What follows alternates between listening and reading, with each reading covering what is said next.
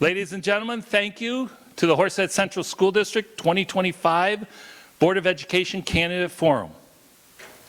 Good evening and welcome to our forum tonight for Board of Education candidates. Like every school year, okay, I forgot my glasses, so I apologize. I need this a little farther away. My arms aren't that. Like every school year, we have a Board of Education election and the budget vote. So we try to put this together so the candidates can inform the community on who they are, as well as some of their thoughts on the district. This year, we have seats currently held by Dan Christmas, Mary Ann Corbett, and Elizabeth Odell Welling that are up for a 3-year term. These seats are now open, and we have 7 candidates running for those 3 seats. They are in the order that they appear on the ballot, and that is from the camera's left to the camera's right. Starting with first on the ballot, Mr. Daniel Christmas. Second, Ms. Kara Sheehan. Third, Mr. Matthew Feinberg. Fourth, Nicole Takari White. Fifth, Angie Finlayson. Sixth, Liz Odell Wheeling. And seventh, Mary Joan Glanton. The budget vote and the election will take place Tuesday, May 20th from 7 a.m. to 9 p.m. in the high school North Gym. To learn more about who you can vote for or how the information is presented on the budget, you should have received our newsletter that has been mailed out and is in the mail and is starting to be received at home. You can also turn into our website. Very quick on the front page is a toggle for all budgetary information. The Horsehead Central School District regularly records, streams, and presents our budget ever since the beginning of February. Unlike most other districts, we have started a long time and this is a culminating process.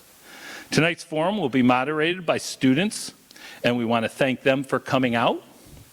In addition, this is not a debate format. There should be no cheering, audibles from the audience. You're here to listen. There should be no signs or anything of a political nature.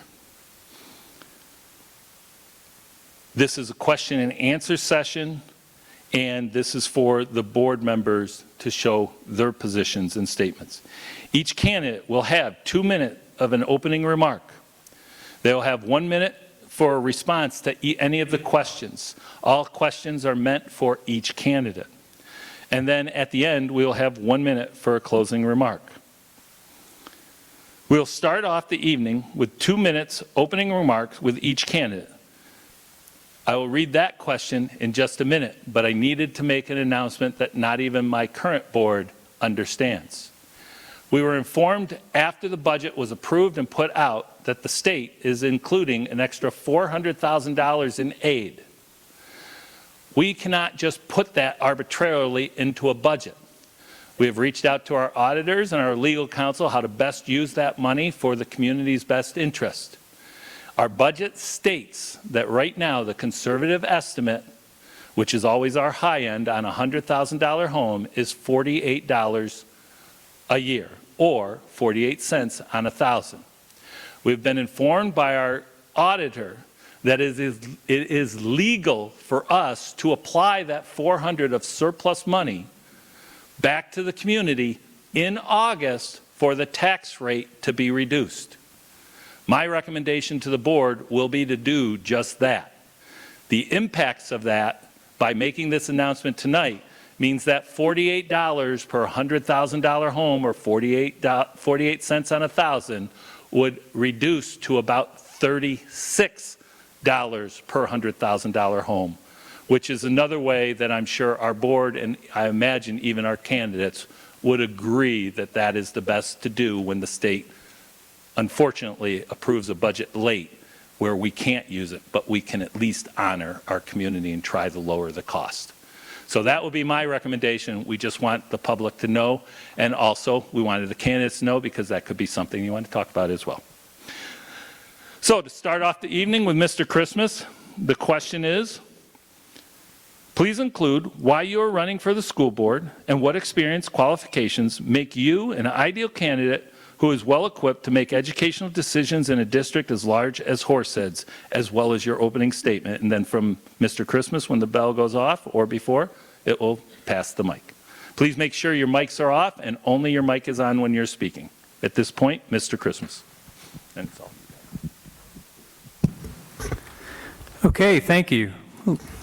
So good evening, I'm Dan Christmas. I'd like to thank the students for being here this night to ask questions, and for the community, those of you who are here and those of you who are online watching the forum. I'd like to briefly share what I think makes me different from the other candidates, what makes me a good candidate for the board, and why I think I deserve your vote.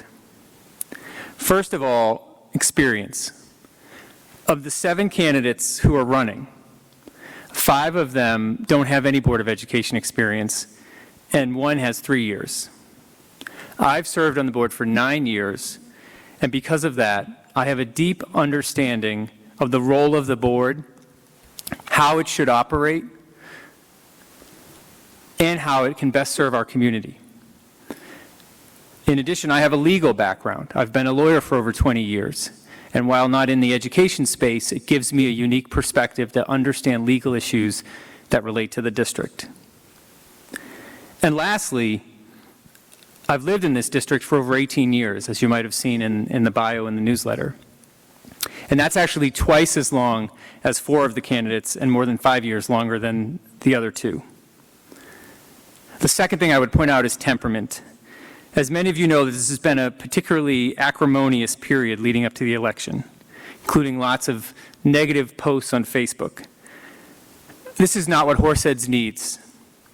We need people who are open-minded and collaborative, civil, professional, and positive and focused on moving the district forward. That's who I am as a person, a candidate, and a board member. I'm thankful for the trust that's been placed in me for the past 9 years, and I hope that you continue to place that trust in me. In return, as I always have, I'll focus on what's best for our students, our teachers, staff, and community.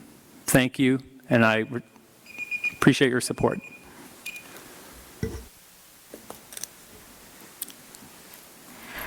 Good evening. My name is Kara Sheehan. I'd like to thank Dom, Mia, and Serenity for being here tonight. It's great to have you here. I actually grew up in Horseheads back when Sing Sing was an elementary school. Graduated from Horseheads in 1997, and my 3 children currently attend Horseheads. I'm a hairdresser by trade, and I've had the privilege of teaching at BOCES for 18 years. I say it's a privilege because we truly are a team, and that's something I really would like to bring to our district in Horseheads. My job is to teach and to communicate. I've owned a private school along with many other businesses throughout my career. I enjoy being social. I have many friends in the district, and I would like to close the gap between teachers, social workers, staff, and board members to have more transparency and support of one another. I am passionate about making a positive impact in our school district with my background, and I would be an excellent candidate for the school board. One quick side note, my daughter did not realize on Mother's Day that I had an event on Wednesday night and purchased tickets for us to see Menopause the Musical, so I will have to leave a little bit after 7. So I do apologize for that. Unfortunately, our children don't know our schedules as parents, but hopefully I can stay and it will be done, the forum will be done before that. But I'm honored to be here. Thank you. Good evening. My name is Matt Feinberg. As you've read in the bulletin that was sent to all of your homes, I'm a village resident for about 10 years. I live right here on Center Street. I have 3 children, 2 of whom are enrolled at Center Street Elementary. So I am in the thick of the diaspora of Center Street Elementary next year. I'm an Ithaca College graduate. I have a Bachelor of Music in Education and a Master of Music in Education from Ithaca College. And I am the high school band director at Waverly High School, just down the highway a bit. I've also taken administration courses at SUNY Cortland. My expertise as an active teacher can offer perspectives no one else can offer. No one else on this panel. I'm the only active teacher in the trenches, seeing what our students are getting from our budget, from our teachers, from our administrators. With the changing landscape from the government, with the additional $400,000 that's coming our way, the superintendent is going to have to make some very difficult choices. And there's going to need to be a Board of Education knowledgeable enough to ask the difficult questions. And I believe that I am one of those perfect candidates to know how the decisions made by a Board of Education impact students, because I am a teacher. Many of these candidates may only be able to get information from outside sources, but as an active teacher, I am your primary source. I am a primary source for that information. I know how these decisions affect students and employees because, like I said, I am a teacher. As previously stated, however, I'm running because I'm grateful for what Horseheads has given my family. My wife and I moved to Horseheads because of the school district, and my expertise as a Board of Education member can help further success of the students and the community at large. Thank you.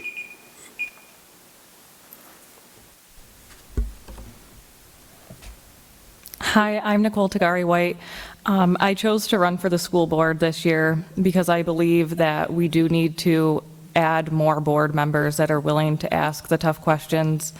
As Mr. Christmas said, you know, there's been a lot of stuff on social media, but we're just asking the questions that the community is behind the scenes asking. So I'm here to advocate for our students first, our staff, followed by the community. I moved here from Pennsylvania 7 years ago, and I chose Horseheads because of its strong reputation and their commitment to excellence. As a parent, I have 4 children in the district. As of the fall, they'll be from pre-K to 7th grade. So I think I bring a direct personal investment to the future of all of the schools. Professionally, I've spent the last 15 years as a bachelor's prepared registered nurse. I may not have an education background, but as a nurse, you educate your patients every day. And I may not have worked in administration directly, but I worked in an administration role as a nurse. In that role, you have to work with multiple departments. You have to collaborate from the very top of administration to, you know, the everyday walks of the staff.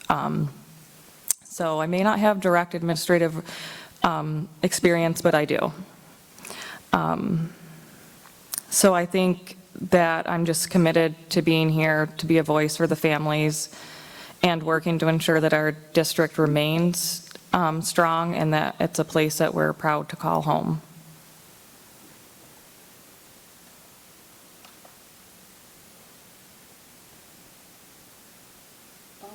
Sorry. Good evening. Thank you to the student moderators for taking time out of your schedule to be here, and thank you to the district for offering this opportunity. What Mr. Christmas said is accurate. My family is the newest to the district. We moved to Big Flats in June of 2019, but we weathered the pandemic with this community, and we've come out of this other side with many lessons learned and a strengthened appreciation for public education. We chose to move to this district from Avoca, and we shopped around very hard for the right place for our kids. All 3 of our children are unique in their needs, talents, and challenges, and Horseheads met us and them right where they were at. I'm here today with a sense of pride in my community and in this school district. I believe the Board of Education is a group that works hard to balance the requirements and requests of many stakeholders, and I would like to offer my perspective on those issues. I'm hopeful that if I'm elected, my seat at the table will encourage true transparency, collaboration with the community and staff and administration, as well as integrity in decision-making. Currently, I'm an accountant with GSD BOCES, working in the Grant Services Department. Prior to that, I have experience with Corning City School District, as well as Union Endicott School District as their accountants. All 3 positions provided different experiences that can be directly supportive within the Horseheads School District. My current position allows me to be aware of current funding opportunities, state and federal mandates, initiatives being discussed.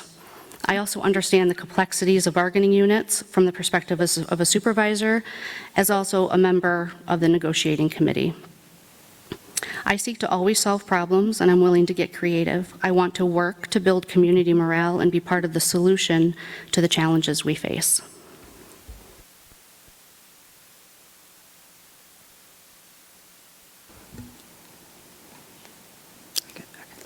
My name is Liz Odell Wheeling, and I am honored to currently serve as the Vice President of the Horseheads School Board. I've been in this position for 2 years, peer elected, and have appreciated every moment I've spent at the table. Through that experience, I have gained a deep appreciation of our district and the incredible community that we serve. As a parent of 2 students, one in 6th grade and one in 2nd grade at Gardner Road, I am proud to raise my children in a district that offers such amazing opportunities of growth and learning. My background is in education. I hold a master's from the University at Buffalo, but my professional experience is in nonprofit fundraising, volunteer management, and leadership. I bring a strong commitment to public service and to a collaborative mindset to the board. I volunteered in our schools, worked side by side with staff, parents, and teachers. I've served on district committees and developed a deep understanding for both the challenges and opportunities we face. While I'm never a big fan of sharing my own accomplishments, I would be remiss if I did not share 2 of my very proudest moments. I've started 2 clubs at our intermediate school that have brought in almost 100 kids. One was our drama club, where we brought in 70 students interested in theater. We learned together and put on a production of A Christmas Carol, first one ever, and we're excited for next year's production. I've also started a garden club, transforming that space at the intermediate school in the courtyard to a space that our students can be proud of and enjoy. It is an interesting conversation to have with enthusiastic 5th and 6th graders. They love to share their direct feedback.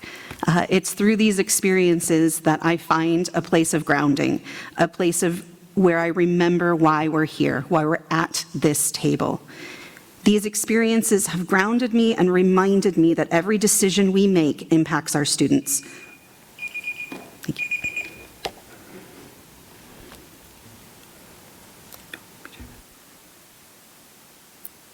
Okay. My name is Mary Joan Glanton. I have been a resident of Chemung County for most of my life, and I have lived in Horseheads for just about 20 years. I'm running because I love my community and I have time. I recently retired from 25-plus years in financial management positions for both for-profit and not-for-profit organizations.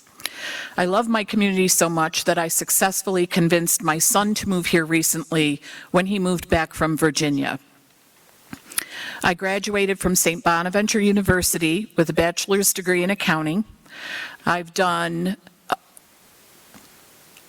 loads of budgeting throughout my career and loads of projections, 5-year projections. And I believe that I would be able to contribute significantly to the board's efforts to provide guidance to the administration to create an environment where the students can be in healthy environments with motivated teachers at a reasonable cost that is sustainable for years to come. I hope I have your support. Thank you.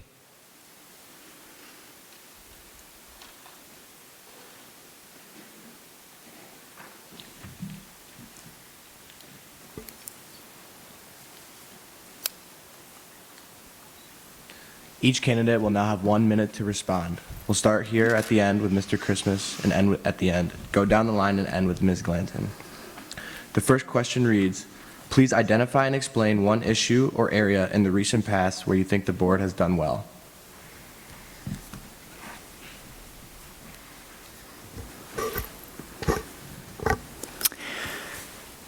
So I think the board has done well in bringing our facilities into the 21st century to provide the appropriate environment for learning that our students need.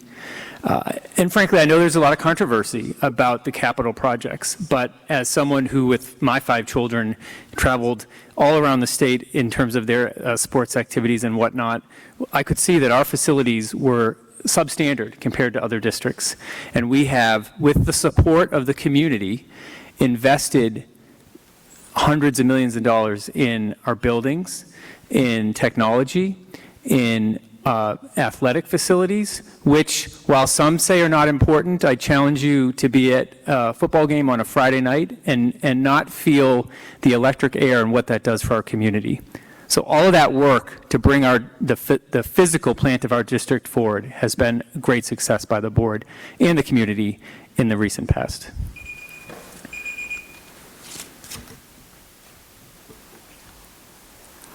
I agree with what Mr. Christmas said about how our facilities are getting better, how we're becoming more modern and really keeping up with trying to, make things as best we can for children. The one thing that I think the board has done well is something that affects every single student, and that's giving them free lunches with the extra money that's, the board has come into, and maybe just, most years like this year, there's budgets that are behind in the state, and then the school gets extra money and they have to choose what to do with it.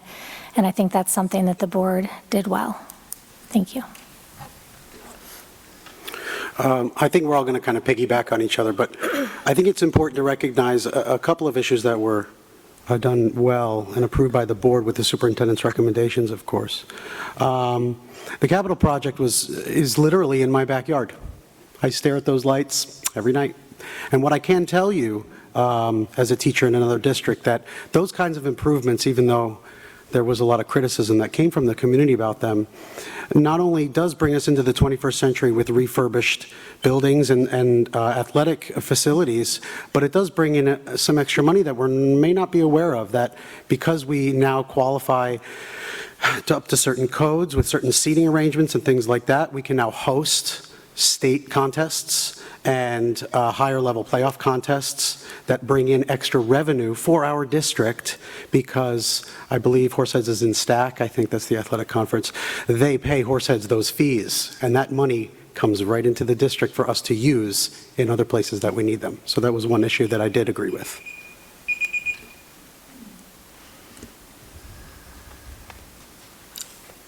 Okay.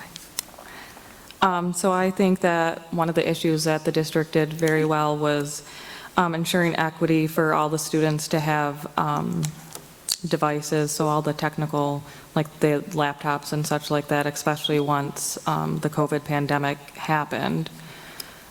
So I think, obviously not everyone's at the same economic level, so providing those to everybody was a great thing so that the kids could still learn at the same level as their peers may have, and no one was left behind, essentially.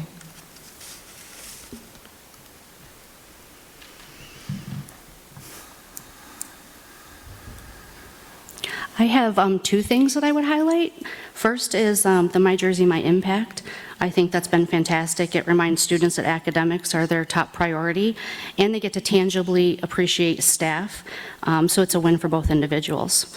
More recently, though, at the April 23rd meeting, an ad hoc committee presented on a new board self-evaluation tool, and I thought that was fantastic, because if I'm being honest, I looked at it really closely to make sure that I can hold myself accountable to these standards should I be elected. I appreciate every position that was listed on that rubric, and I think it offers clarity to the community on what the role of the board truly is. I love that it's in a rubric template, and it keeps it consistent with current evaluation trends. So I think it's a great first step in separating the veil between the board and community and offering transparency.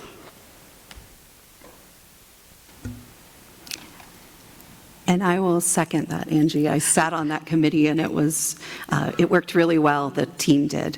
I will say the thing that stands out to me overall this year is our communication strategy, and seeing how full this room is and how many individuals responded to the survey request for questions. That shows me, as a community member and as a board member, that the district is doing a very good job in communicating with our constituents, and I'm really excited to see that continue.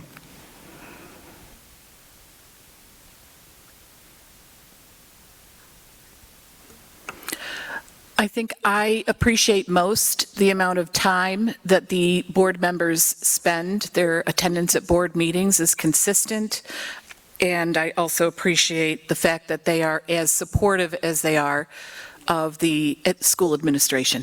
Thank you.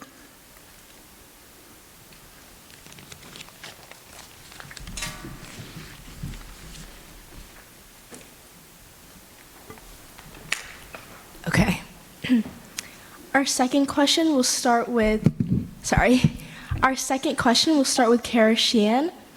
Please identify and explain one issue or area in the recent past you think the board should have handled differently and explain what you would have done.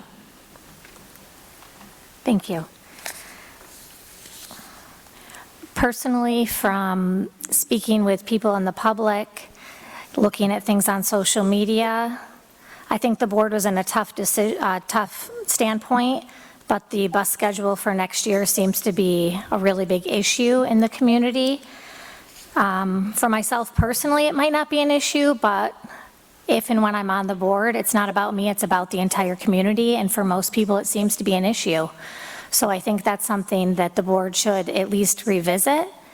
I think the community should have a say, the teachers should have a say. I think it's a really important issue. I live right by Sing Sing Road, and if they're gonna have the intermediate and the middle schools both dropping off at the same time, it's already unsafe for my daughter to cross the street in the morning. There's one crosswalk. We need more crosswalks. We need crossing guards.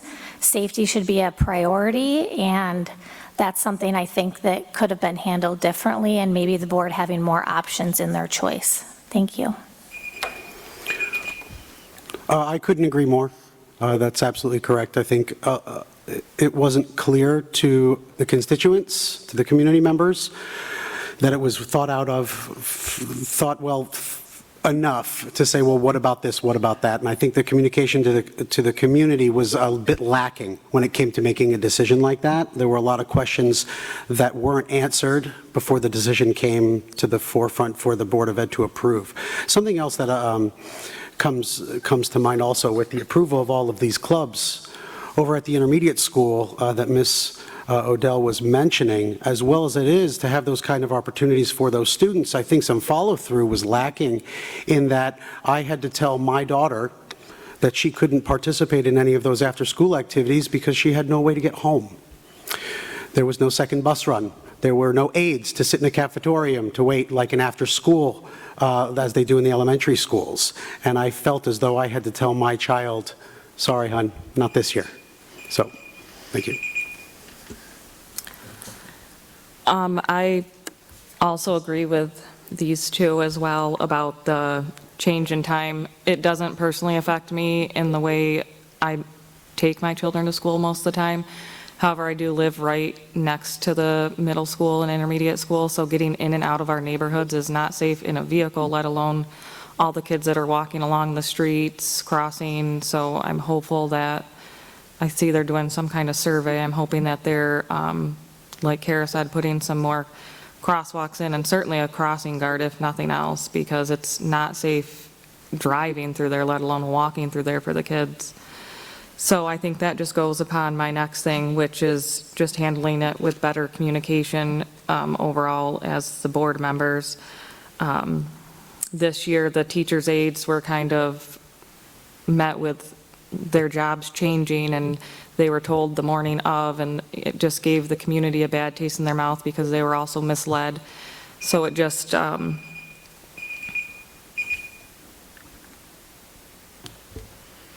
Speaking firsthand, I think the board could do a lot better with handling the community comment section during the meetings. I've presented to the board on a number of occasions and then always met with no response, which I recognize as board policy.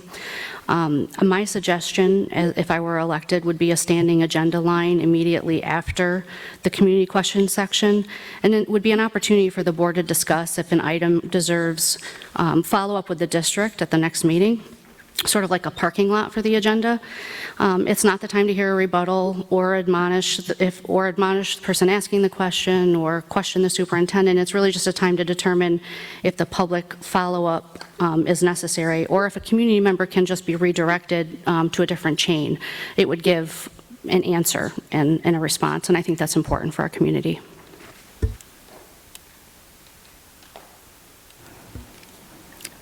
While I appreciate my fellow candidates' suggestions, I would like to agree that our communication could always be better. We can always do things better.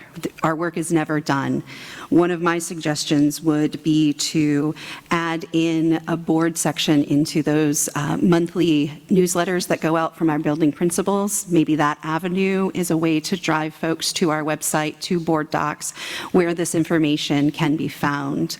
A lot of it is there. You just need to know where to look. And I think we can do a lot better at communicating. When it comes to hearing from the public, I think we can do a better job at communicating about community comments, as well as the use of our general email inbox for feedback.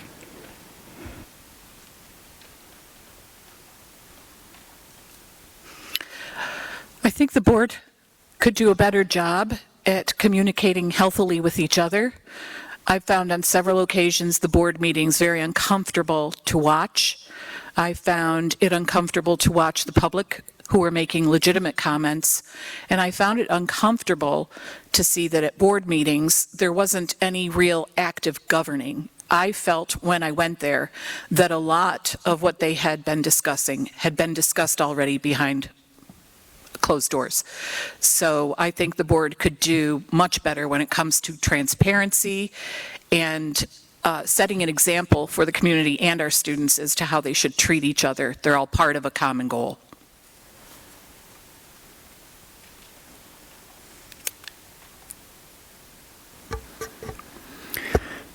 Yeah, I would echo a theme that a number of my fellow candidates mentioned, and that's communication. And I think what I have realized is despite all of our efforts, and there is a great deal of effort put into trying to communicate with the public, it's obviously not enough in some circumstances.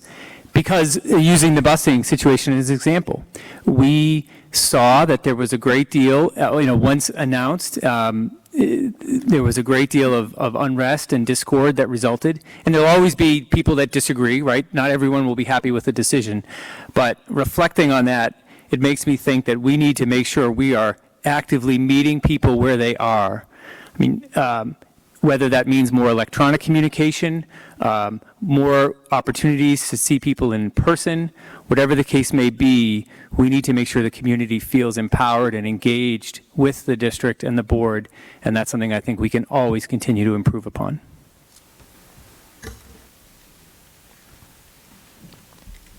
Okay. Question 3 will start with Matthew Feinberg. The Board of Education has had several discussions in open session on how they struggle to effectively work together. How do you see yourself navigating within this current dynamic? Well, I'd like to see what currently exists when it comes to working together. You know, something I even talk to my children about is you can disagree without being disagreeable.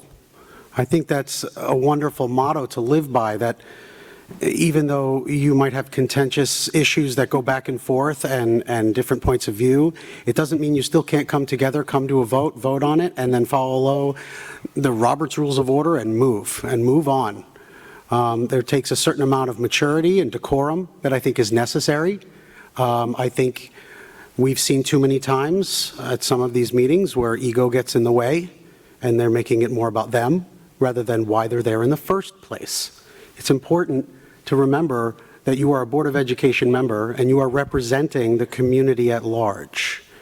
And everybody's going to come with different opinions and different ways of doing things, and remember your role. Can you repeat that question for me, please? Of course.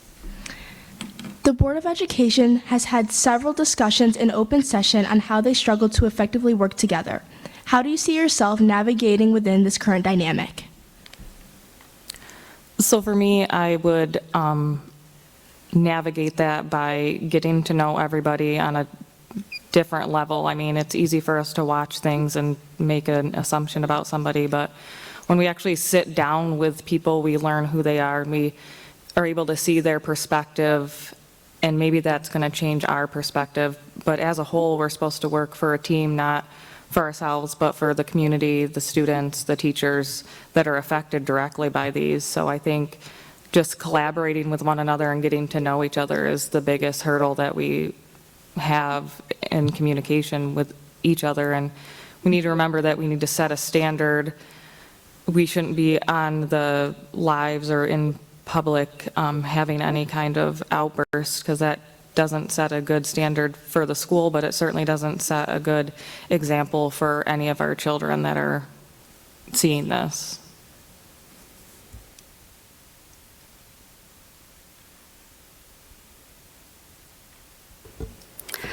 I see myself as a consensus builder. I'm an advocate. I listen with empathy, and I listen for the purpose of understanding. I think it's been difficult to watch, I agree. It's been difficult to feel like people aren't being heard. My hope is that adding transparency to the board, adding community involvement to the board, true community engagement, I think will go a long way. And I think it's really important to remember that I'm one person of 9, and I'm going to rely on the other 8 at the table to provide insight for me. I don't have a student in the elementary school, and I don't have a student in the intermediate or middle school any longer. So I would look to them, those people who have that connection, to help fill in the gap for me, knowledge-wise.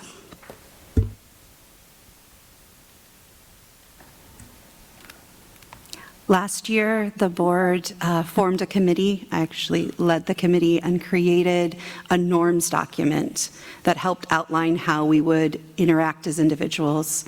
I would like to see fellow board members really take heed of that document. It makes things pretty easy, and understand that we're not always going to agree at the table, but when we leave the table, we are as one voice. It's important to remember that we can be passionate about things, and passion comes out in interesting ways, but we need to remember and be grounded in the mission of the district. We need to focus on what we're here to do and who we're here to serve.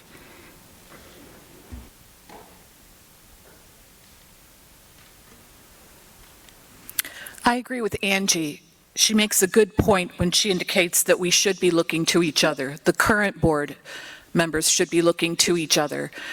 Dialogue should be invited, not shut down. That's not what I've seen. I can think of one board member in particular, Katrina, who has fantastic questions. She's shut down repeatedly. That's very frustrating to watch. So if I were going to join the board, if I'm elected, I would invite dialogue. I would be the good listener, and if it appeared that another board member needed some assistance in expressing an idea or needed more time, I would move to give that board member more time. I would encourage the board to allow that board member to tease through whatever qualms they might have, concerns they might have. Thank you.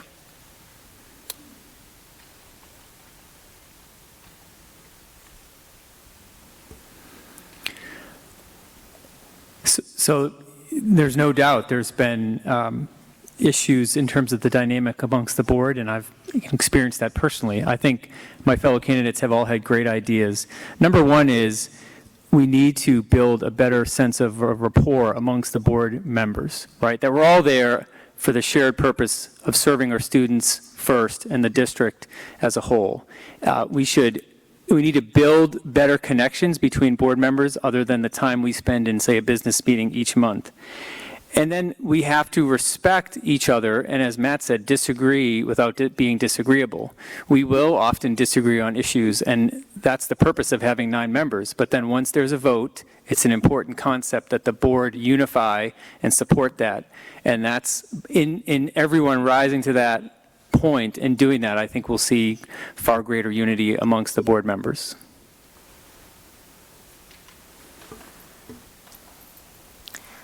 I think active listening is something the current board misses out on, and personally, I think the norms document is laughable. Everyone on the board puts so much time in and really cares about the community, along with the 7 people that are here tonight. And if you, as an adult, you can't listen and respect each other, then you probably shouldn't be on the school board. Part of being on the school board is saying what you think and doing what's best for the majority of the people in our community. Like Mr. Christmas said earlier, we're not all going to agree, But the majority is what we need to listen to and to do what's best for the most people involved. And it starts with our students, and right next to our students is the staff.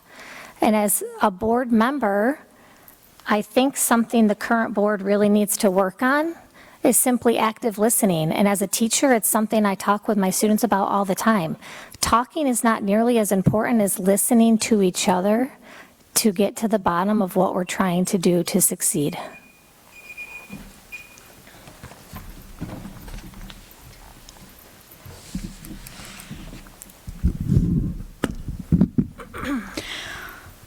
Question 4 will start with Ms. Tagari White and then continue on. Describe your view of the role of a school board member versus the role of the superintendent, as well as what is the ideal relationship between the two.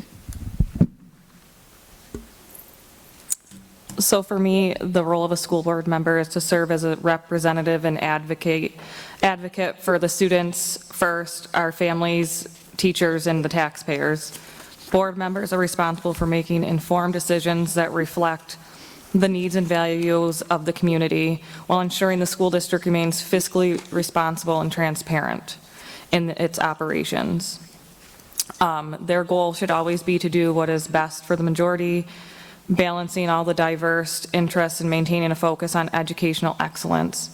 In terms of the relationship with the superintendent, the school board isn't here to micromanage the superintendent, but play a crucial oversight role. As a board member, we should be working collaboratively with Mr. Douglas, setting policy direction for the district goals while holding the superintendent accountable for implementing these goals effectively and ethically.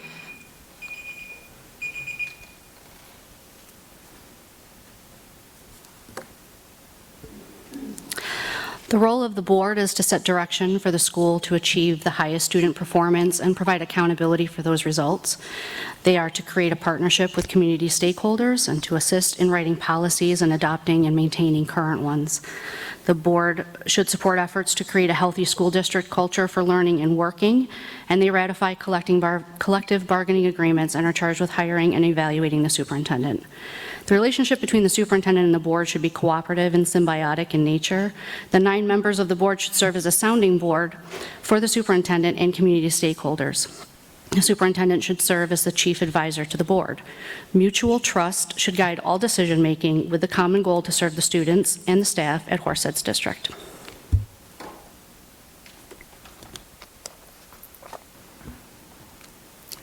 As a current school board member, I feel that the job of the board is to tell Dr. Douglas and his team the what, and they figure out the how. We're looking at the 10,000-foot view, and they're looking at the everyday. How do we make it happen? How do we make the day-to-day function? I'm not a subject matter expert when it comes to administration, so it's not my place to tell them how to do their jobs, but it is our place as a board to set the direction, set the vision, and then they, Dr. Douglas and his team, are to implement it.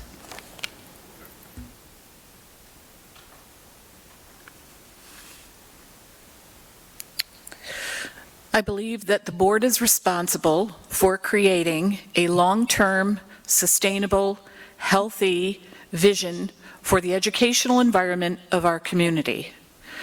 That can get as specific as determining whether or not a teacher is hired based upon the board minutes. The superintendent's responsibility is to listen to what that vision is and figure out the best way, the healthiest way, the most fiscally responsible way to carry out that vision. The superintendent should then be evaluated clearly by the board to determine whether or not those objectives have been met.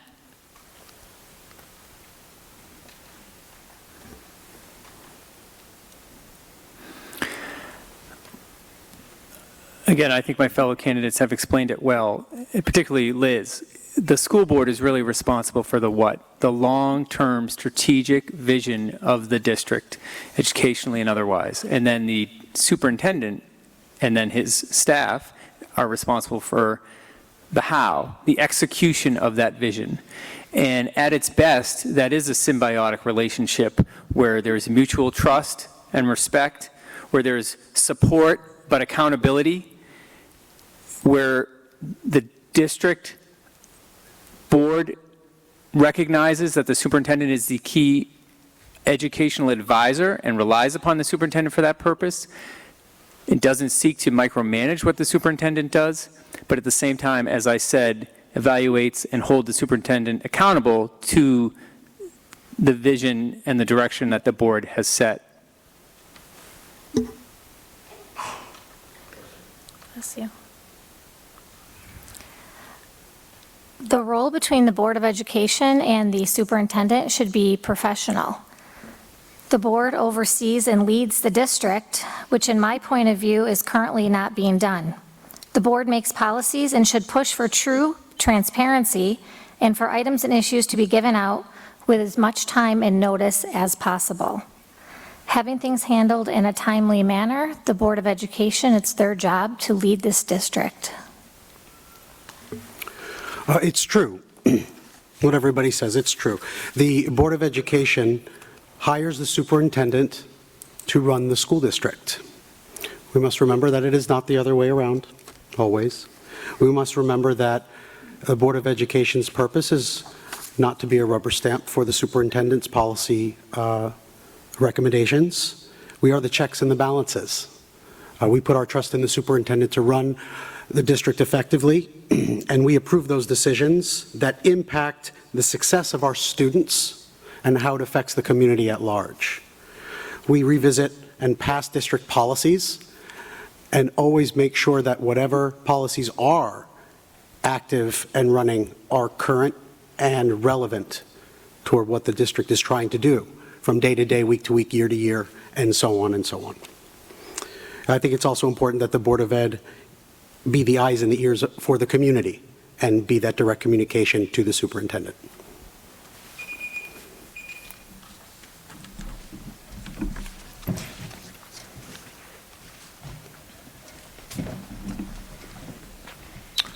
Question 5 will start with Ms. Angie Finlayson. Over the last few years, there have been many discussions with the board about the district's continued work in academic, behavioral, and social emotional interventions within our multi-tiered system of supports, or MTSS. What aspect of this work do you find the most compelling and why?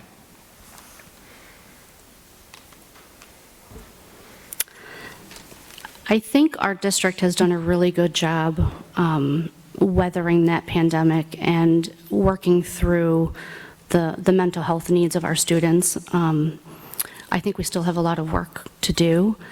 And to be really honest with you, I'm sitting here and not totally aware of what the MTSS thing is. So I think that speaks volumes to the fact that probably the average community member doesn't know either. I have one student in the high school who, doesn't really cause problems, I don't think, most of the time. And so I guess maybe what I would say to that is I think it's important to reach out to the teachers, to the staff, and even to the students to find out what's working and what's not working.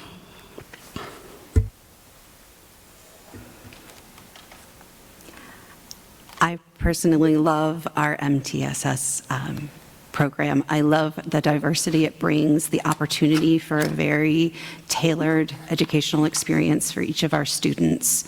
It allows our students to be taught and supported at a level where they are to help catch things before they become big problems.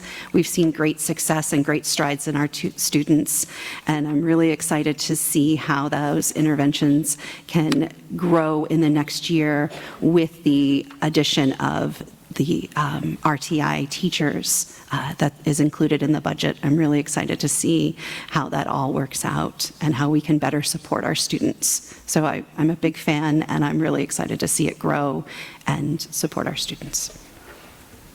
Can you repeat the question? Yes. Over the last few years, there have been many discussions with the board about the district's continued work in academic, behavioral, and social emotional interventions within our multi-tiered system of supports, or MTSS. What aspect of this work do you find most compelling and why? I think the most compelling element of that system of support would be the support lent to the students in terms of mental health. I think that we all come from backgrounds that contribute to or detract from our ability to engage healthily in society. And I think that the school's role has increased over several years because of home environments. Their responsibilities, the teachers' responsibilities, the school's responsibilities have changed. It's a lot of social work now. I find the mental health component most compelling because I think that that's probably the one that drives the healthy environments in academics, socializing. Thank you.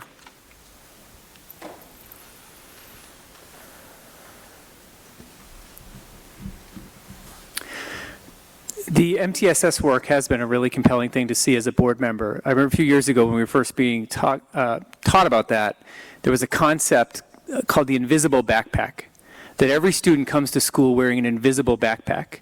And maybe it's they didn't have enough breakfast, maybe it's that they're coming from a home where there's discord amongst their parents, maybe it's a learning disability. Whatever the case may be, they have that invisible backpack they're carrying. And what the MTSS system does is creates processes to help identify that, and then in a targeted way respond to the needs of that student. And it's really a compelling thing to see across the academic, the behavioral, and the social emotional, how these three levels of universal, targeted, and intensive support can help those students carry those invisible backpacks that they have.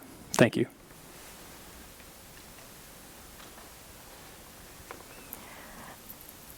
Like Angie's, I want to make sure, okay. Like Angie said, I'm really not familiar with the NTSS. However, from what Dan and Liz mentioned, it sounds like it's a great program that helps students because we don't know what students are going through or what they're dealing with at home.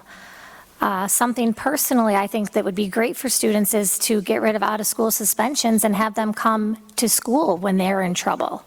Because if they're out of school for a long period of time, there's no guidance, there's things that they could struggle with, and maybe they need more support.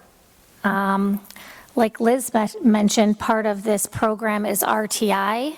Like I said, I'm not familiar with the NTSS program, but 2 out of my 3 children had RTI support, and I think that's a great support.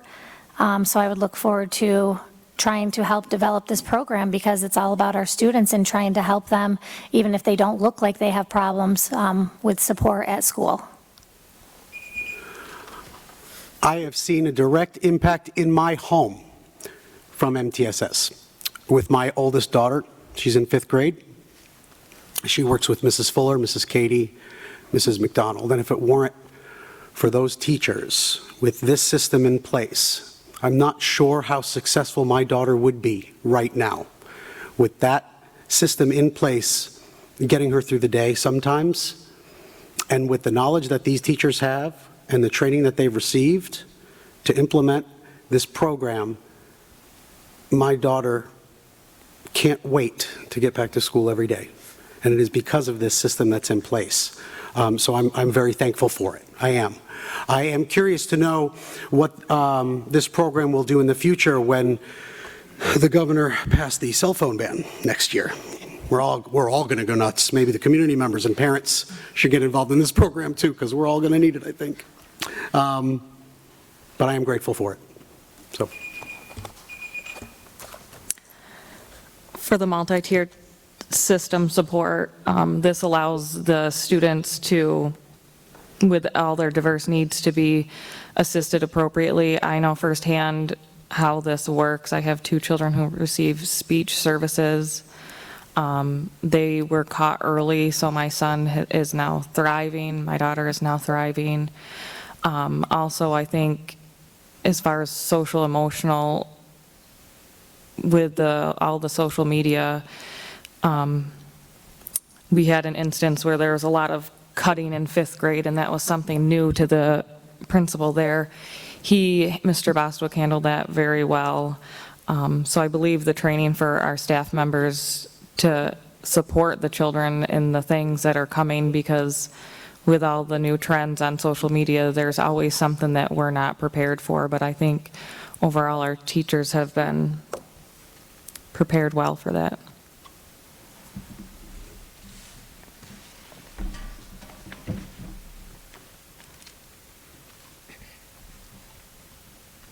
Question 6 will start with Ms. Wheeling. How would you handle disagreements or controversy on the board or in the community? How do you balance doing what is right for the district and students against doing what is popular with the community? The thing to keep in mind, and I say this to my children all the time, the loudest voice is not always the majority. Just because you throw a fit and you're really upset about something doesn't mean that you're right or that everyone has to agree with you. I actually enjoy the discord. I like when we don't disagree. If we did all disagree all the time, why would we even be sitting at the board table? I think it's important that we do have diverse perspectives and that we do disagree. At the end, though, once a decision has been made and you have cast your vote, the discussion should stop. We're done. The decision has been made. We need to move on to do the work of the board. I would appreciate my fellow board members and any of candidates who are elected to keep in mind that you are one of 9. Your voice is one of 9. Together, you're only as loud as the collective. So keep that in mind.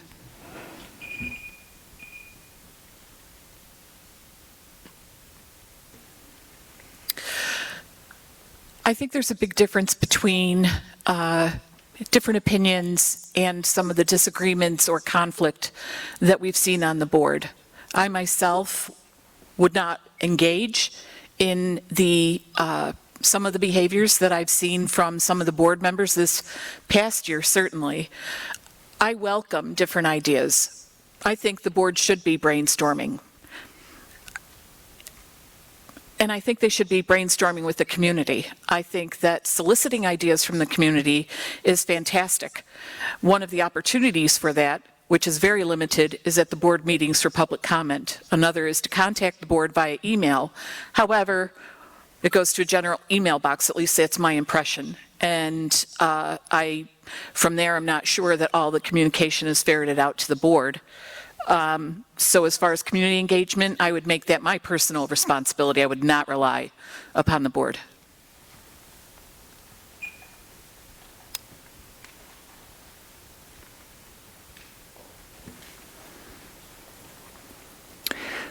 So I think Liz said it well, that certainly the loudest voice is often not the right voice, or that's not the way to win a disagreement, is to be the loudest. I think, and what I always try to do in terms of resolving a disagreement, the first thing is to listen, is to understand each other's points of view and what it is you're disagreeing about. Disagreement in and of itself is not a bad thing. It represents that others with different points of view are sharing those. The issue is how you resolve that. And so number one, you make sure you're treating each other professionally and with respect. You're sharing. I actually think our norms document is an important document because it creates a common expectation amongst board members of how we will treat one another and how we will approach our roles. And if we share that understanding, respect each other's different opinions, and then understand the importance of consensus, I think that will go a long way to resolving the disagreements that we've seen.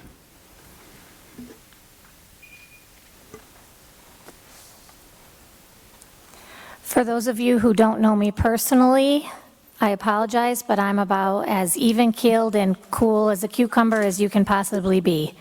I'm super laid back, very easy to talk to, approachable, and honestly, it would be my pleasure to be a board member because I really enjoy the community we live in. I enjoy speaking with people. I do it often. That's my job as a cosmetologist, as a cosmetology teacher. Talking to people, trying to help them. Obviously, you can't help everyone all the time, but I'm a very easy person to get along with. I don't get flustered easily, and I have no problem respecting other people. If I don't agree with their opinion, that is not any issue at all. I think that's one of the great things about living where we live. We can say what we feel, as long as it's, of course, in an organized, respectful manner. You can say whatever you wish, of course. Disagreeing is not a bad thing. It's not one of those poisonous words. As I think Liz said it before, we're one of 9, and we need to find a way. Once again, I said this earlier, let's not forget ourselves in the moment. It's easy to get wrapped up in an issue when you take it personally. But you have to remember, when you're sitting at a table and you're representing the community, it's really, really important to remind yourselves and to remind each other about how to treat each other with respect and how to move forward when an issue is resolved and voted on and closed. Community members is the same thing. You have an opportunity to speak up whenever you wish. I love an open forum. But yes. Yeah. So I think having 9 members on the board is great because we have different diverse perspectives that are brought to the table. So yes, we may only be one of 9, but each one of us is bringing a different perspective, a different voice. You know, we're hearing from the community members, our own students, our own experiences. No, we cannot shape our decisions based upon our own experiences alone. We need to make that as a team, and I do agree with Liz that once the board has made a decision, they need to stand upon that, because we are a district and we need to be strong together. If we're not standing on something together, then we're just going to fall apart and look foolish to the community, and that's not anything that we would ever want. But we just really need to make sure that we're bringing the voice of the majority to the table, be respectful to one another, and treat our fellow constituents, our fellow candidates, how we'd want to be treated. I would echo what Nicole just said, and I would also point back to what Dan said. I think those were fantastic answers, but I would also say that, unfortunately, for the last year or 2, there seems to be a bit more disrespect instead of disagreement, and I think we need to be really cautious on that. I think the other thing to consider is that right now I'm not a board member, and so I'm afforded a different opportunity to speak with the community. Once elected, I would be held to the standards of the board norms that Liz had mentioned, as well as the board policies. But I do think the board norms need to be looked at, because I do think that some of them really they kind of stifle community engagement with the board. They're very confusing on, you know, have an open dialogue, don't have an open dialogue. It's very confusing, so I would look for some clarification on that if I were elected to the board.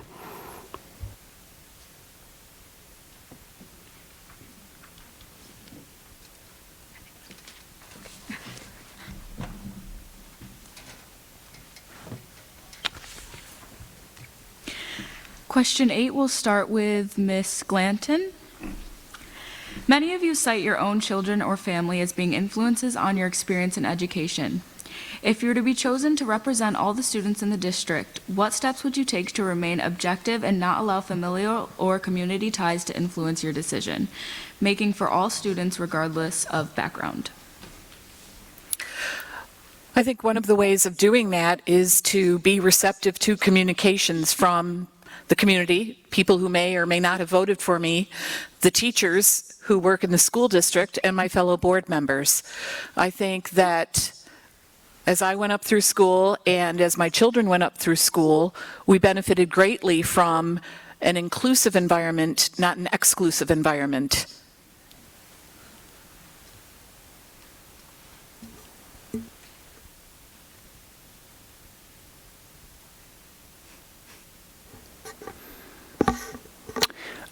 I think it's an excellent question. And as I noted, I've been on the board for 9 years, and I have 3 children who've graduated from Horseheads and 2 currently in the school system. And I can tell you, I have what I think a board member needs to do, and what I have tried to do is the utmost to ensure that there is absolutely no appearance that you're trying to utilize your position as a board member for the benefit of your students or anything other than what they deserve, like any other student. As a board member, what I do is I think about what's best for all students, not my students, children, all students. I think that's the perspective you have to have.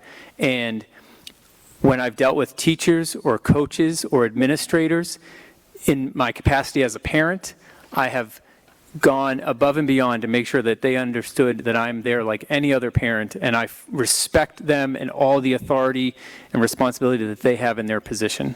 And I think that's critical to being a good board member.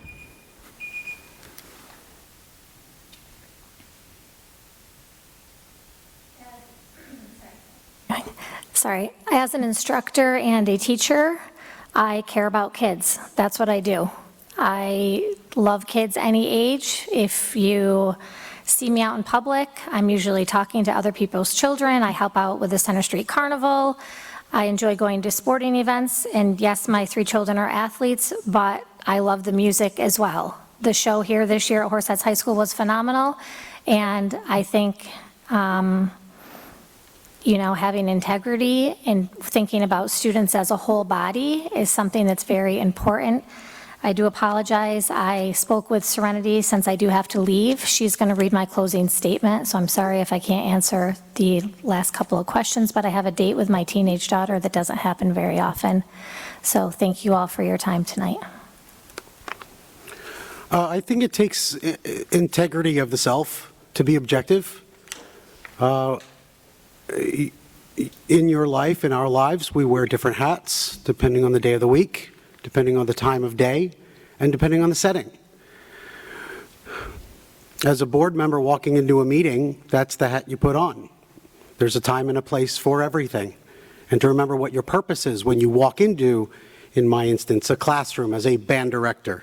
Sure, I may share some stories as a father, but my role and my job in that moment is to teach my students. Just as it is when I walk into this auditorium or any other setting, whether it be the musical, a sporting event, a concert, an art show at the mall. What's my role when I walk into that setting? And it's important to remind yourself what you're there to do. And if you're elected as a Board of Education member, you have to wear that hat too.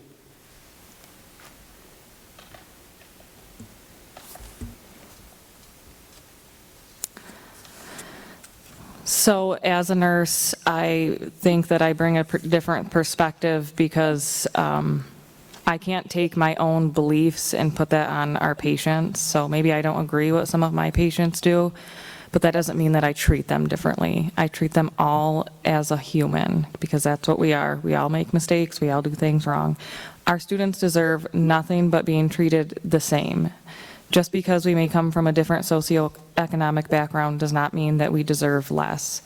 As a child, I came from poverty. I now obviously live a beautiful life. My husband's a physician, I'm a nurse.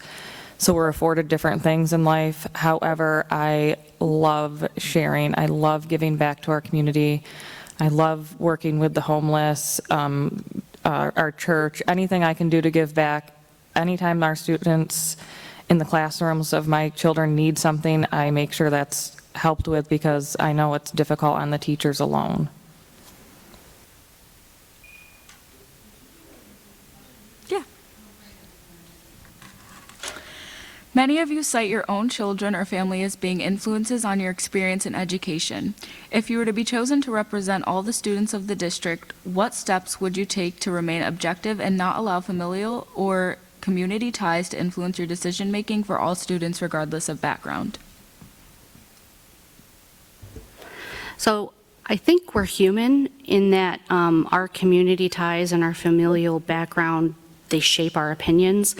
I think it's important, again, we keep hearing, you're one of 9, and I think that's the key to all of this, is recognizing that you get to be the voice for the community that you represent, but that doesn't hold more weight than the community that Liz gets to represent or the community that Nicole gets to represent. And I think it's important that we recognize that every community member has the right to be heard and represented. And that's something that I don't really think we do very well at the board. And it goes back to that community comment period, and we look like we do that, but we really don't. So I think I think just making sure we keep in the foreground that all students matter and all students should be the center of what we're doing and be kept first in our decision-making.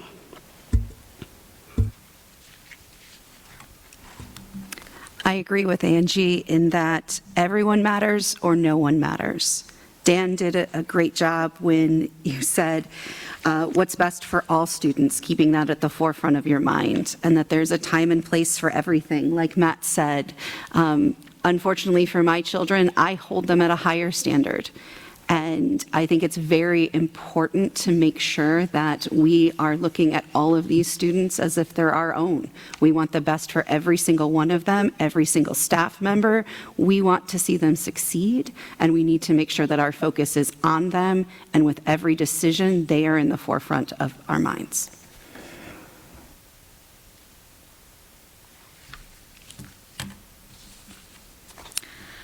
Question 8 will start with Mr. Christmas. The current board has given the direction to explore a third capital project referendum to continue the improvements in classrooms and facilities for all students to benefit. Explain your opinion on this direction.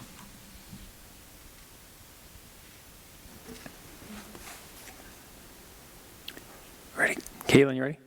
Okay, you just weren't looking. So I'm in support of a third capital project in terms of we call it finishing the build, right? We've had 3 phases, and the third phase would touch those parts of the district that we haven't been able to touch yet. It would bring cooling to all of our buildings, which I think is an important thing for the learning environment, and particularly because the state has imposed some limits on what the temperatures can be in classrooms. It would help us to bring our pool into the 21st century, because we have a pool that has been original for 40 or 50 years and is on its last legs. So I think if we don't complete the project, if we don't have a third, we are going to leave particular areas of the district untouched and then have a disparity between the environment where we have had the ability to renovate and where we haven't. I think that the exact timing of it is to be determined depending upon the community and the budget, but I think it's an important part of finishing what we started. I agree with Dan. I'm in favor of finishing the build. I was given some information about it recently over the last week or so with the addition of the air conditioning as well as the pool. I've heard about the pool. My daughter takes swim lessons on Saturday, so I'm there every Saturday with her. And I think it's important with the updates that are coming to Ridge Road. We need to bring the rest of the facilities into the next century, or else things will literally start falling apart, literally. I've seen pool roofs collapse where I used to work because the community said, no, don't touch the pool. I went there. It's my pool. I swam in there. It's got to look exactly the same when my kids go there too, and then the roof fell in. We had a crack in the bottom of it. I mean, we had that here in Horseheads, actually, that heavy repair on there. We need to get those updates finished so we can get this school district in a great place for the next 40, 50 years. So I do support. As far as the capital project, I think obviously having a cooling system for children is huge. Last year we had to send kids home because it was too warm for them. So I guess dependent on when this would happen and if it were to affect the tax increase anymore, that would be part of my decision making whether I said yes or no to that. I think having the pool up to date is crucial too, just because our students use it, our community uses it, the PTO hosts swim nights and such like that. It can bring funds into the school. It gives other opportunities to students. It's like a sporting thing really with the swim team. So I think overall, yes, we should bring these things up to date, but I also think it would be more important to have hands-on staff with the children as well. So if it was between the two, I would pick staff.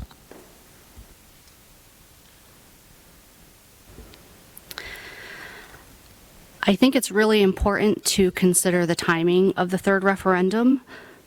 I think it's also important to mention that in 2020, 2021's budget, Program was 72% and capital was 14%. And then this budget, program has dropped to 66.1% and capital is increased to 20.8. Now, we can talk about percentage all day long, but dollar-wise, what that means is the increase to program is almost identical to the increase in the capital portion of the budget, which is $10.7 million. And I think that's really important to recognize because that is playing a role in our taxes.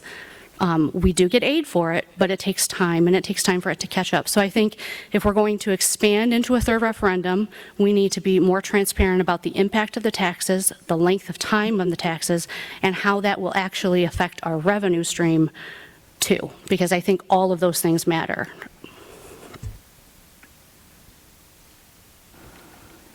I'll go back to my previous statement.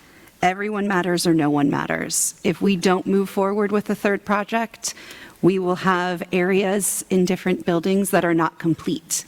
I'm of the opinion that all of our students deserve the best of the best. I am so proud of our district. It's beautiful, and I want to see it completed. I want to complete the build. I want to see every student have the same opportunities, the same space that every other student has. I think it's important that we also keep in mind that it's about the students. They deserve this. They deserve the newest and the greatest technology and space to live in.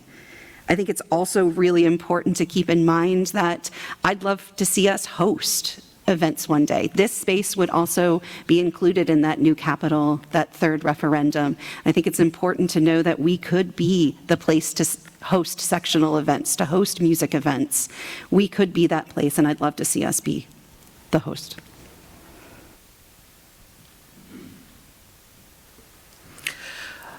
I agree. I think it would be great to complete the build. I think the build is a fantastic idea.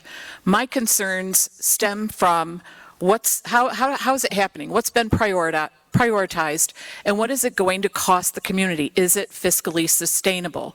We have several elements right now. They're all variables. The first of which is the market. What's the market doing? The school district has to contribute to the retirement fund, which is a defined benefit plan. So if the market's down, their contribution increases. That's a variable. That's a priority. The second thing is tariffs. What's going to happen to the cost of the materials that have to be provided for the construction project? The third one is interest rates. We have to pay interest on our portion of the debt. That's going to be part of the budget. That's going to be money that isn't going to go to program. That's a problem.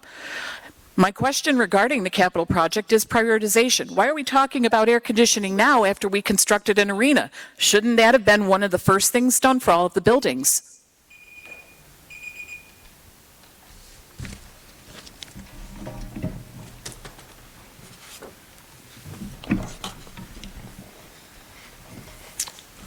Question 9 will begin with Mr. Feinberg.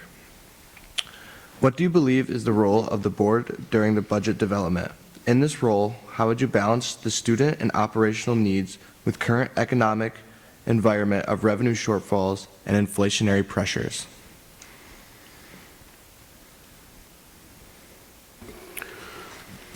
I think Mary Joan just brought up a good point and answered the question for us all. I think she's absolutely right. There's a lot of bottom lines that need to be considered. However, be that as it may, the role of a Board of Education during the budget process is to take recommendations from the superintendent and the staff he hires.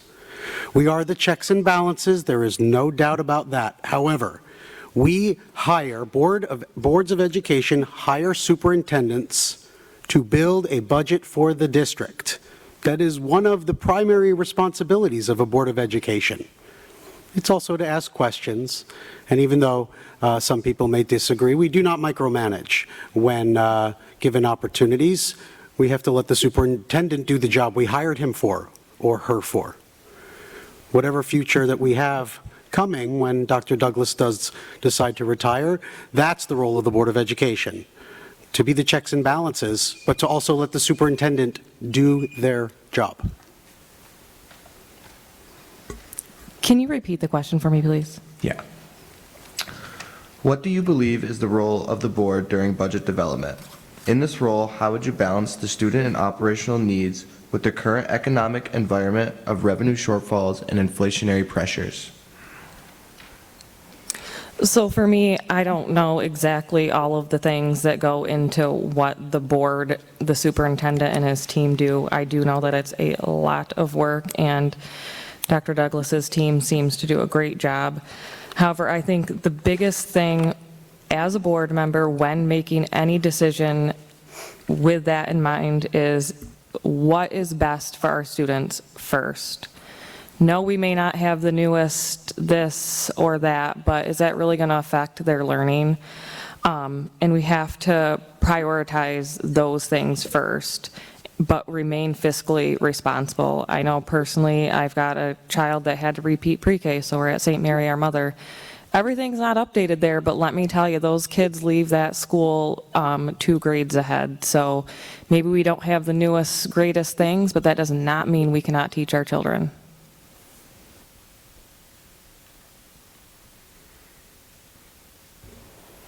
I think the board's responsibility is to rely on the business office to provide us the information we need in order to set the direction and make sure things are being addressed.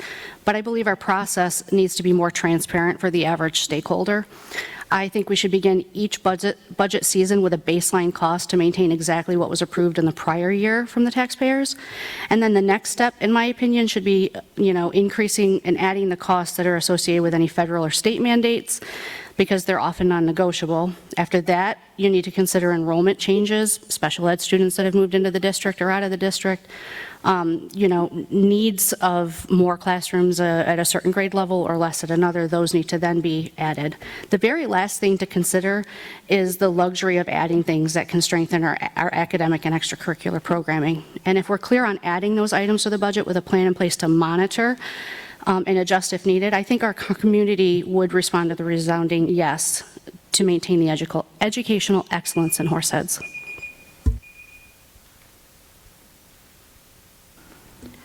During our current budget season, we were faced with several options, one of which was 3 vice principals, one to be at each of our elementary schools.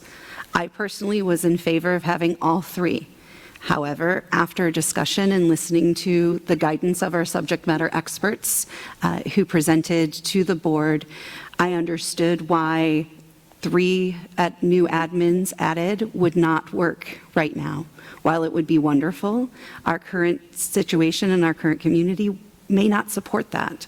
So with that in mind, I did vote in favor of having 1 VP to float between the elementary schools, but I appreciated the opportunity, and I understood that while it sounded really good, that it may not be the best fit for right now, and I think it's important to weigh that back and forth, knowing what our vice principals or what our principals do on a daily basis.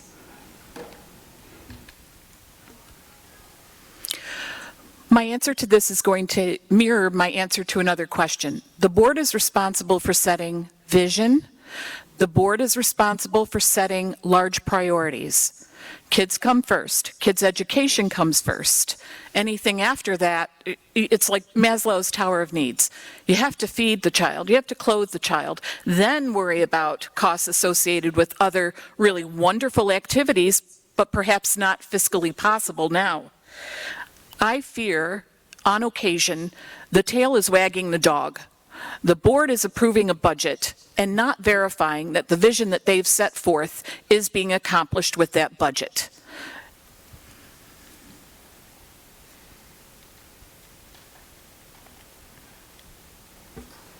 I think budget setting is one of the most important things that the board does.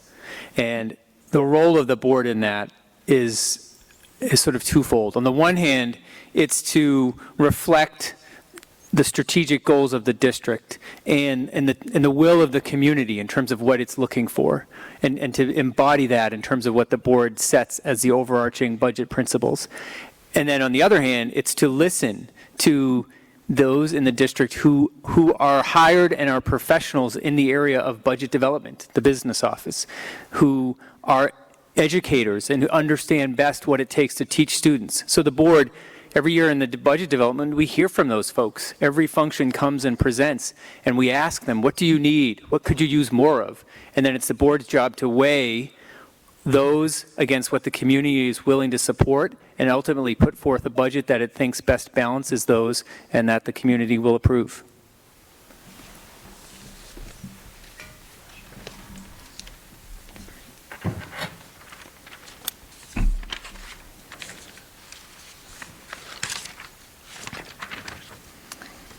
Question 10 will start with Nicole Tagari White. The current proposed budget requires a 60% approval by the community to pass and maintain current staffing and programs. How will you be voting on the 2025 to 2026 school budget, and please explain your position? I would absolutely be voting yes for the budget. Yes, things are going to increase. However, I think if we do not pass this budget, we are going to lose frontline staff that was going to be cut last year, and we do not want to do that.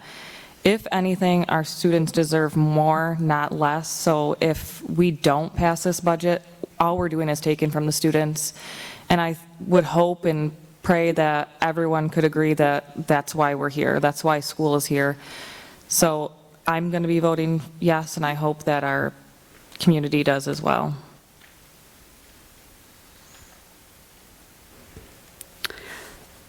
I will also be voting yes on this budget.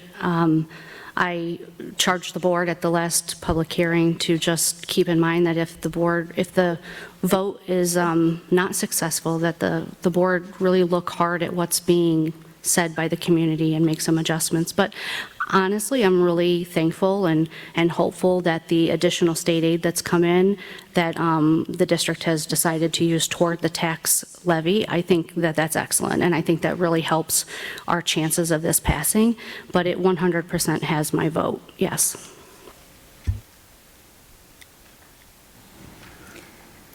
Our budget is a reflection of our community values, and I truly believe that our community deeply values our students, our staff, and our teachers.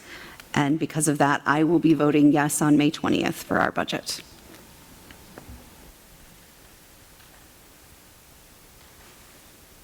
I mentioned earlier that I want to contribute. My way of contributing will be to be on the board if I'm elected. Last year, I indicated I would not be voting for the budget. I think that influenced a lot of people. This year, I am voting for the budget. I'll vote yes. I'll be plugging my nose because I think that part of the problem we have right now with the budget are some of the expenses that we have to pay. Interest on debt, principal on the debt. And I find it a little premature that at this stage, with news that we're getting another $400,000 from the state, we're automatically reducing the tax rate. Why don't we pay down some of the debt so we're paying less in interest in future years? Give us some time to figure out how might that money best be used. Thank you.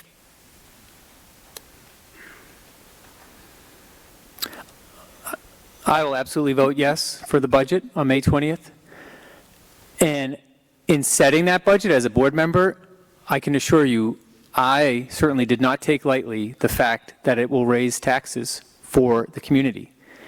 I think as a board, we were faced with the direction that the community wants us to maintain the programs that make Horseheads the special place that it is for an education.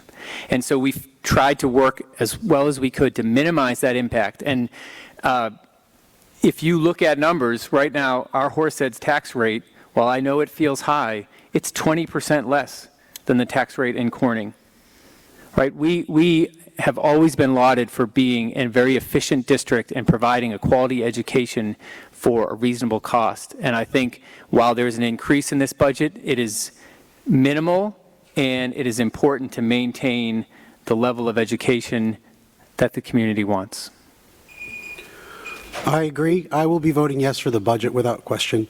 I think it's important to compare one district to neighboring districts. Yes, our taxes will be going up, and the percentage asked is higher than people think it should be at times, but you compare surrounding districts to what they're asking for, and our district is asking for less. Dan brought up Corning. I can tell you what Waverly's asking is for a hefty amount as well. But I think Mary Joan brought up something too, that the $400,000, that's wonderful. I mean, that's insanely good news. But if we have a vision as a Board of Education, if I were a member, and if we have to think a little long-term, then maybe the 400 right now may not be as wise as paying down for future debt. I don't know the answer, but it is worth discussing. But I will be voting yes.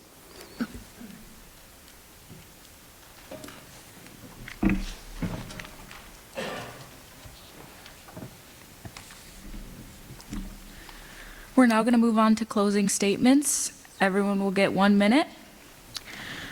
And we're going to go in reverse order, and we're going to start with Ms. Glanton.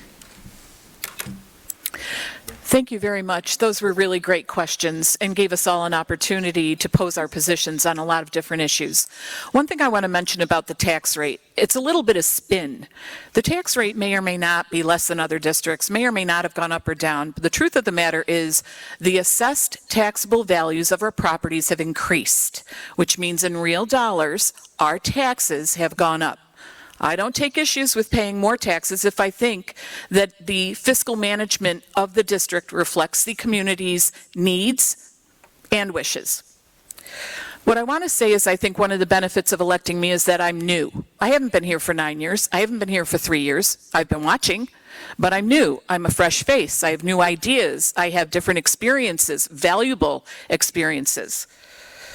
I'm currently volunteering on the Steele Memorial Library Foundation Board as their treasurer. So I'm continuing to hone the skills that I think this board would benefit from. Thank you.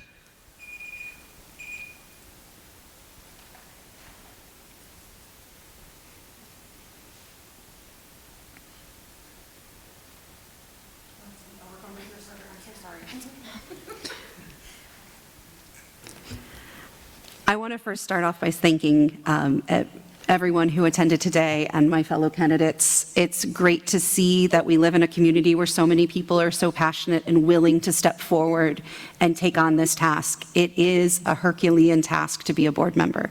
It's many hours away from home. It's many hours at a table. It's a lot of debate and a lot of work prior to the meetings to prepare. I am very proud of what I've accomplished in the last 3 years. I know that the work's not done yet, and I hope that you will consider re-electing me again for another term. And in doing so, I promise to continue the hard work that I've already achieved.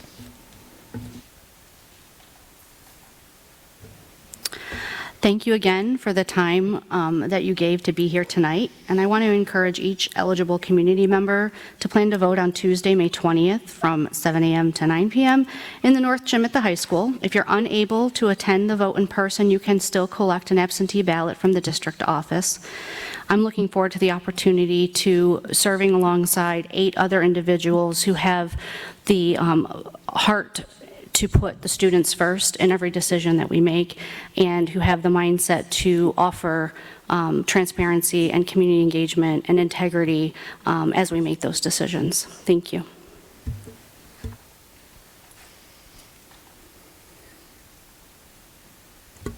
I just wanted to thank everyone for coming and tuning in, and just say that while sitting up here, I've heard valid points from every one of us up here. So I think that would be great that we can all communicate together and bring our different opinions together to rebuild the trust with our community, because right now I think the community is very questionable on how the board is running things and what's going on. So we need to start with being transparent, having the best open communication as soon as we can get it out there. Keeping our district strong, stable, and forward-looking is essential, not just for today's students, not just for my students, but for the future. While I may not yet know all the New York State requirements, I can promise this: I will do the work to learn, just as I do in my profession as a nurse. I don't take any responsibility on blindly. I'll approach this role with diligence and humility.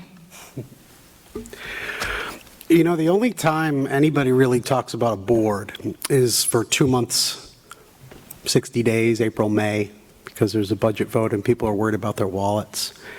There are 10 other months in our calendar year that a Board of Education operates. They're not just about dollars and cents. There are policies that need to be passed, cultural policies regarding our students' behavior, academic success, and so on and so forth. And I am fully invested in that process, in that 12-month process. Yes, 2 months. We fight about money every year for 2 months, but there's 10 more months out there, ladies and gentlemen. And we need to represent that community, your community, our community, for 12 months out of that year, and not just be concerned about dollars and cents. And hopefully, a vote for me is one of those people. So please come out and vote next Tuesday. Thank you.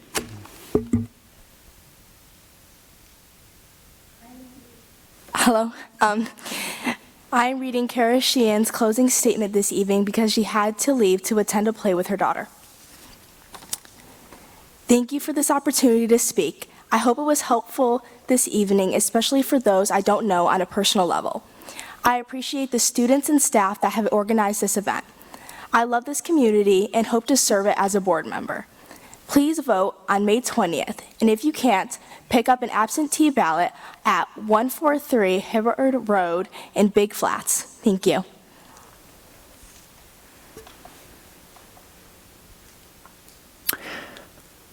I'd like to thank everyone for participating in this forum tonight, those of you here, those of you online, the students for your excellent job in asking questions, and my fellow candidates for all the wonderful ideas that they shared. It's been an honor to serve on the board for 9 years, and more than that, a responsibility. As I said in my introduction, I've always acted in the best interests of students, all students, and that's what I will continue to do as a member of the board. Who the community elects to the board is a very important decision. We need to avoid having board members with specific agendas. We need board members with experience and commitment. We need board members who are here because they want to serve. That is exactly who I am. I humbly ask for your support and your vote on May 20th, and in return, I promise I will continue to serve with integrity and always act in the best interests of our students. Thank you.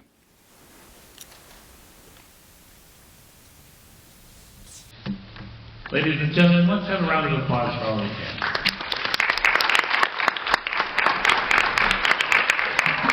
And now, how about for the students?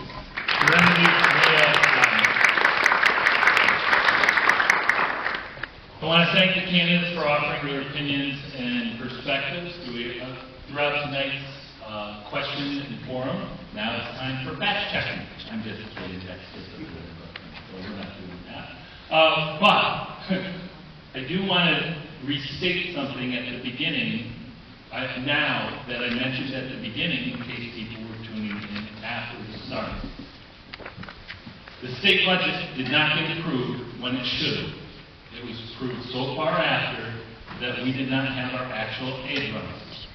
You've heard some comments tonight, but we have received an additional $400,000.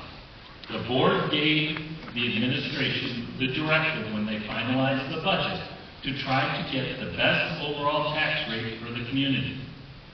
Therefore, my administrative recommendation, because that is what I have to do to meet their objective, is that in August, I will recommend that the Board of Education use the new aid from the state's government budget that was very late to reduce taxes from our initial conservative estimate of $48 per $100,000 or 48 cents per $1,000 of full home value that is noted in our newsletter for the 60% budget challenge. And I will recommend that it reduces the overall tax rate down from these numbers to no more than $36 per 100,000 or 36 cents per thousand of full home value to better meet the needs of our district's taxpayers and to do what the board has asked me to do, produce the best rate for our community. I'm sure everyone will support lowering our conservatively estimated tax rate for this budget. Ladies and gentlemen, I'd like to thank our students' representatives, Serenity, Mia, and Dominic, for all their work. And I'd like to thank all of our candidates in the order they will appear on the budget: Daniel Christmas, Kara Sheehan, Matthew Feinberg, Nicole Tagari White, Angie Finlayson, Liz Odell Welling, Mary Jo Glanton. Each household in the district should have received our budget newsletter, which is also available on our website. This is a great resource to explain what the community will be voting on. Additionally, please remember, regardless of who you vote for or how you vote on the budget, please get out to vote and encourage others to come out and vote on Tuesday, May 20th from 7 a.m. to 9 p.m. in the High School North Gymnasium. It is the same exact location we've been voting, but because of construction, we are moving it to the north end. If you follow the signs, Mike Coughlin and the team will do a great place, and you will get to those locations. As long as you come like you normally do, you'll know exactly where to go. I have great confidence in our facilities staff. Ladies and gentlemen, we are the only government organization that allows the community to make the final decision on a spending plan. No town, no municipality, no city, no government does it except for school districts. We go in the direction of what the community decides. So please remember to get out to the votes. We'll see you next week at the polls, Tuesday, May 20th, 7 a.m. to 9 p.m., High School North Gym. Thank you, everybody, and have a good night.